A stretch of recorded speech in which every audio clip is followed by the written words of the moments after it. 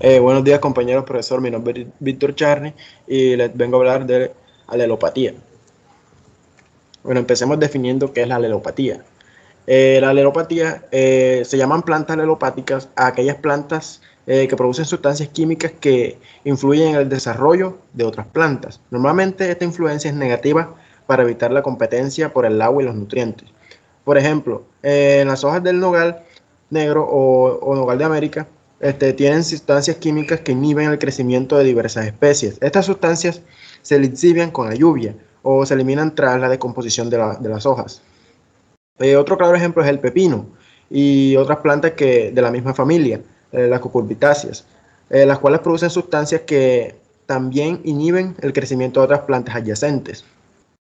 Las generalidades de la alelopatía y en las comunidades bióticas, muchas especies se regulan unas a otras por medio de la producción y liberación de repelentes, atrayentes, estimulantes e inhibidores químicos. La alelopatía se ocupa de las interacciones químicas planta, planta y planta, organismos que ya sean perjudiciales o benéficas. La alelopatía es el fenómeno que implica la inhibición directa de una especie por otra, ya sea vegetal o animal, usando sustancias tóxicas o disuasivas.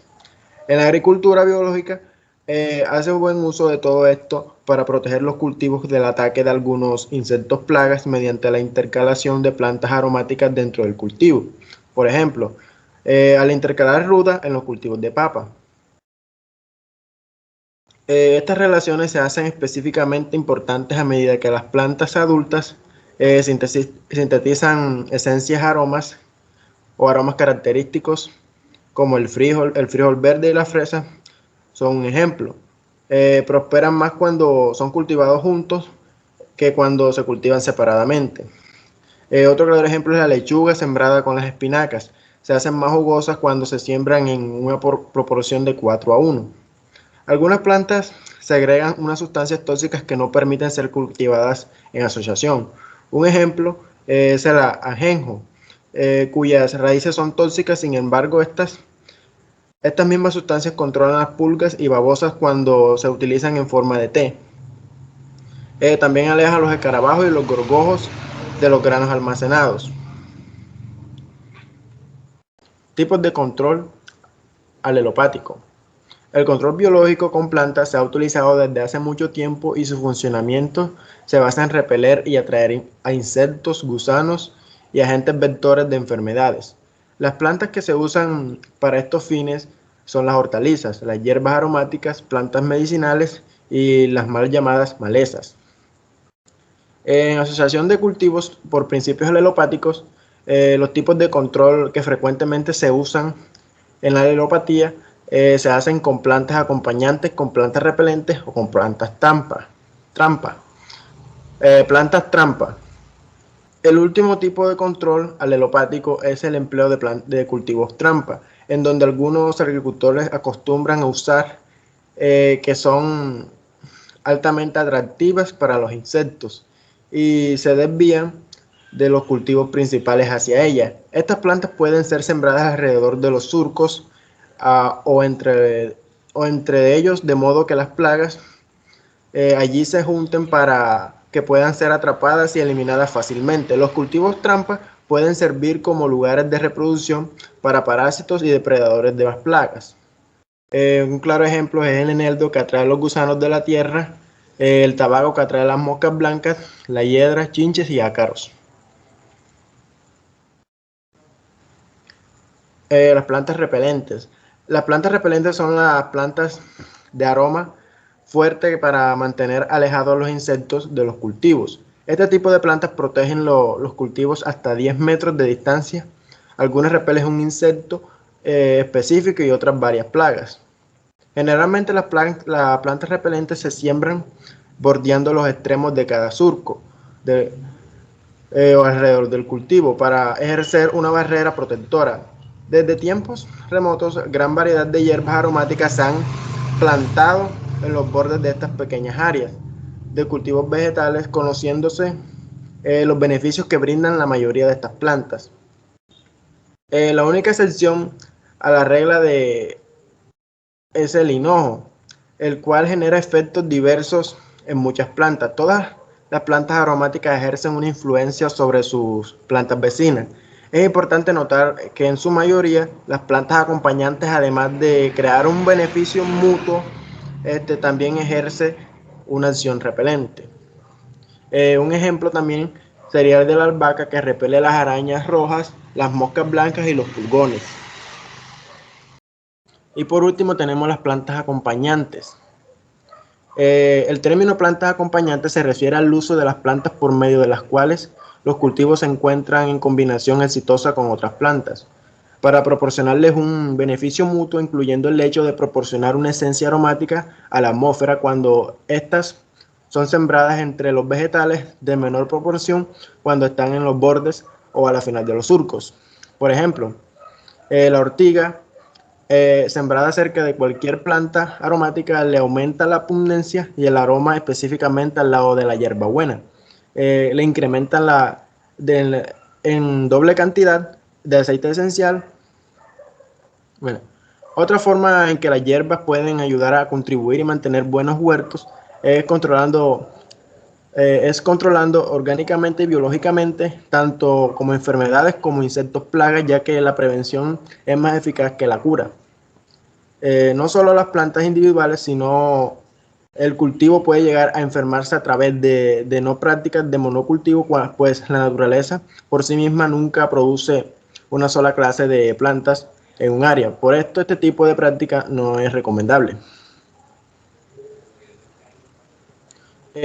Algunos ejemplos de la alopatía tenemos la caléndula, que actúa como repelente de nematodos y plagas; el cilantro, que las flores de cilantro atraen a benéficos a los cultivos, a insectos benéficos a los cultivos; la hierbabuena, sembrada entre los cultivos por su excelente aroma, atrae insectos benéficos, repele polillas y pulgones; la manzanilla, sembrada en compañía de los cultivos, estimula su crecimiento, favoreciendo la fijación de nutrientes. La ruda, sembrada en los linderos de los cultivos, atrae moscas negras y moscas de la fruta, alejándolas de los cultivos, es decir, usada como trampa. Las vías para expulsar sus compuestos. Hay 4 vías para que las plantas expulsen sus compuestos al medio ambiente, y son la lisivación por la lluvia, la eliminación de componentes volátiles, la acumulación de residuos vegetales en el suelo y la exudación de raíces. La lisivación por la lluvia es el proceso de lavado de un trozo de terreno o capa geólica por el agua, como también por placas ácidas encontradas en las sales que disuelven casi cualquier material sólido. También en la eliminación de componentes volátiles. Los componentes volátiles son compuestos que contienen carbono, a veces se convierten fácilmente en vapores o gases. En la parte de acumulación de residuos vegetales en el suelo, un residuo vegetal es una capa de materia orgánica, ya sea viva o muerta. El problema es que si tenemos media pulgada de grosor de residuo vegetal, atraemos las plagas. Y por último, en la vía de exudación por las raíces, las plantas exudan con unos compuestos que tienen diferentes funciones, como hacer frente a los herbívoros, cambiar las propiedades físicas y químicas del suelo e inhibir el crecimiento de las plantas competidoras. Como bien, estas son las rutas de liberación de los aleloquímicos al ambiente: por volatilización, por lisivación, por biodegradación, por exudación de raíces. La alopatía en la agricultura. En los suelos degradados se espera que predominan las especies más resistentes a condiciones de estrés, que producen poca biomasa y absorben menos nutrientes. La presencia de especies de mayor resistencia al frío y la resistencia tienden a obstruir el uso y manejo del suelo por los agricultores, lo que lleva en muchos casos a la adopción de la práctica de la quema, que acentúa el proceso de degradación del suelo. En las plantas, las sustancias alopáticas juegan muchos papeles diferentes, siendo responsable de la prevención de las caries de la semilla, de inferir en su letargo y también en las joyas y las relaciones de influencia con otras plantas, microorganismos insectos y animales más grandes, incluyendo al hombre. Como ejemplo, los autores mencionan la resistencia a la cebada para el pungo verde. Está dada por fenoles y derivados que contienen las lecitinas y que en las semillas de muchas plantas leguminosas hacerlas repelentes a ciertas especies de insectos. Los compuestos químicos liberados por las plantas o microorganismos al medio eh, ambiente pueden causar un efecto o de deterioro o beneficioso sobre las plantas o microorganismos que se denominan sustancias alelopáticas. Agentes aleloquímicos simplemente productos secundarios cuando el compuesto liberado solo causa efectos perjudiciales, también recibe el nombre de fitotoxinas. Estos compuestos se pueden producir en cualquier parte de la planta y su concentración varía de especie a especie y dentro de las especies de acuerdo con la parte de la planta y su fase de desarrollo. Algunas preguntas se vienen a la mente. Es que el efecto inhibidor del campo no sería una consecuencia de la fuerte competencia por el agua, los nutrientes o los factores ambientales, luz y entre otros. Los estudios han demostrado que la introducción de una especie puede causar un cambio en la flora local como resultado de los cambios en las condiciones en el suelo. En las aplicaciones de la alopatía en la agricultura, se recomienda usar coberturas vegetales, residuos de cultivo que permanecen en el suelo, que cubren de manera uniforme. El aislamiento y producción de sustancias tales como herbicidas, la producción de cultivares, el uso de la rotación de cultivos intercalado, un compañero de plantación y la introducción voluntaria de especies silvestres, la biotecnología que incorpora genes de la alopatía en las plantas. Bueno, eso sería todo lo que tenía preparado para hoy.